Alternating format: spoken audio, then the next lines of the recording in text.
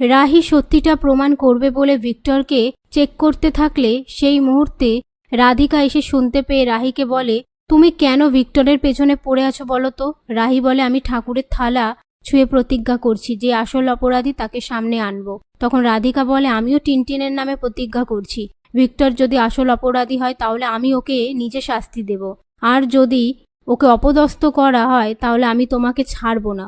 ওদিকে রাহুল কোর্টে যাওয়ার জন্য রেডি হয়ে নিলে সেই মুহূর্তে টিনটিন ছবি এঁকে রাহুলকে দেখায়। তার সাথে তিতলি যে আগের দিন গণৎকার সেজে এসেছিল সেই ভিডিওটা দেখালে রাহুল মিমো দুজনেই বুঝে যায় এটা তিতলির কাজ। তারপর তারা দুজনেই বাইরে বেরিয়ে যায়। এরপর রাহি আর রাজীব কোর্টে যাওয়ার সময় রাহুলকে খুঁজতে থাকলে কনক এসে বলে, রাহুল তোমার সত্যিটা জেনে গিয়েছে, ও তোমার পাশে থাকবে না বলে এখানে নেই। রাহি বলে, সত্যিটা প্রমাণ হওয়ার থেকে আমি যাতে শাস্তি পাই এর জন্য আপনি খুব খুশি তাই না? এই বলে কনককে কথা শোনায়। কথায় কথায় রাজীব বলে, এবার আমাদের কোর্টে যেতে হবে। পাশ থেকে ভিক্টর বলে, আমি আপনাদের সাথে যাব। এ কথা শুনে রাধিকা বলে, তুমি কোর্টে যাবে? ভিক্টর বলে, বাবার শরীর খারাপ, একা ছাড়া যাবে না। এই বলে বাইরে বেরিয়ে তিতলিকে ফোন করে অ্যালার্ট থাকতে বলে। অন্যদিকে কোর্টে কাঠগড়ায় দাঁড়িয়ে রাহির টিচার সাক্ষী দেয় রাহি বিজনেসের কোটেশন লিক করে দিয়েছে। তারপর রাজীবকে কাঠগড়ায় ডাকা হলে রাহির বিরুদ্ধে কথা বললে রাজীব বলে এর সাথে রাহি যুক্ত নয়। তখন লয়ার বলে, আপনিও এর সাথে যুক্ত, তার জন্য ওনাকে বাঁচাতে চাইছেন?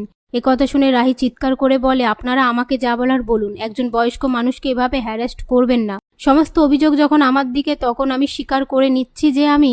এই কথা বলার সময় রাহুল এসে বিচারককে বলে, আমার একটু আসতে লেট হয়ে গেল, আমি দুটো ফুটেজ এনেছি যেখানে রাহি একটা লোকের থেকে টাকা নিচ্ছিল কিন্তু তাদের কথা শোনা যাচ্ছিল না। পাশ থেকে লয়ার বলে, তাতে কি, ভিডিওটা অনেক দূর থেকে তোলা হয়েছে তাই। রাহুল বলে, রাহি যে কলেজে চাকরি করে সেখানকার নেটওয়ার্ক সার্ভেলেন্ট বসেছে, সেখানে দুটো ক্যামেরা আছে, সেখান থেকে সবটা রেকর্ড হয়েছে। এই বলে ফুটেজটা বিচারকের সামনে চালালে সেখানে দেখা যায় রাহিকে একজন জোর জবরদস্তি টাকা দিচ্ছিল। ফুটেজটা দেখার পর ভিক্টর ধরা পড়ে যাওয়ার ভয়ে বাইরে এসে তিতলিকে দেখতে পেয়ে বলে, তোমাকে এখানে আসার দরকার কি ছিল? তিতলি বলে, আমরা ধরা পড়ে যাব না তো? ভিক্টর বলে, না, পুলিশের সামনে মুখ খুলবে না। এই নিয়ে তারা কথা বলে। অন্যদিকে বিচারক সিসিটিভি ফুটেজটা দেখে রাহিকে নির্দোষ প্রমাণ করে এবং আসল দোষীকে সেটা খুঁজে বার করার নির্দেশ দেয়।